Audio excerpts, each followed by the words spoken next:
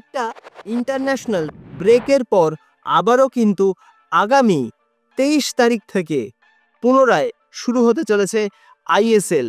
আর ওই দিনেই কিন্তু আইএসএল এর অন্যতম গুরুত্বপূর্ণ একটা ম্যাচে মুখোমুখি হতে চলেছে জামশেদপুর এফসি এবং মোহনবাগান সুপার জায়ান্টস। তবে সেই ম্যাচে নামার আগে কিছুটা হলেও কি চিন্তায় থাকবে সবুজ মেরুন? সবুজ মেরুনের এই দলে এমন একজন প্লেয়ার রয়েছে যার পারফরমেন্স নিয়ে কিন্তু নানান রকম প্রশ্ন ওঠে। বেশ কিছু ম্যাচে তিনি যেমন দুর্দান্ত পারফরমেন্সের মাধ্যমে দলকে জেতাতে সাহায্য করেন, আবার কখনো কখনো তারই ছোটোখাটো কিছু ভুলের কারণে কিন্তু সমস্যায় পড়ে সবুজ মেরুন ব্রিগেড।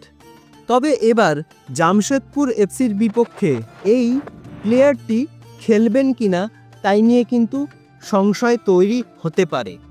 হ্যাঁ, তোমরা ঠিকই শুনেছো, আমি বলছি আশিস রাইয়ের কথা।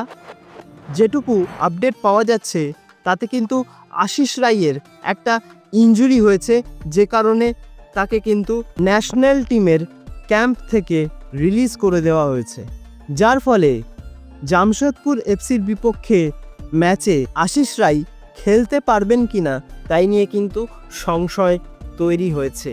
এখন এটাই দেখার আগামী 23 তারিখের গুরুত্বপূর্ণ ম্যাচে তিনি কি আদৌ মাঠে নামতে পারবেন, নাকি পুরোপুরি সুস্থ হয়ে মাঠে ফিরতে তার আরও বেশ কিছুদিন সময় লাগতে পারে। আর সময় লাগলে সেটা কতদিন, সেটাই কিন্তু এখন সবচেয়ে বড় প্রশ্ন। তো দেখা যাক ভবিষ্যতে এই বিষয়ে কি আপডেট বেরিয়ে আসে। তো সেই সব বিষয়ে আরও স্পষ্ট ধারণা পেতে তোমাদের কি করতে হবে, এই চ্যানেলটাকে সাবস্ক্রাইব করে রাখতে হবে। আর ভিডিওটা ভালো লাগলে অবশ্যই কিন্তু লাইক, কমেন্ট, শেয়ার এবং সাবস্ক্রাইবটা করতে ভুলো না। সাবস্ক্রাইবটা করে দিয়ে পাশের বেল অপশানটা প্রেস করে অবশ্যই কিন্তু অল অপশানটা প্রেস করে রাখবে, যাতে সমস্ত রকম নতুন ভিডিও নোটিফিকেশন তোমরা সবার আগে পেয়ে যাও যখনই আমি কোনো নতুন ভিডিও পোস্ট করব।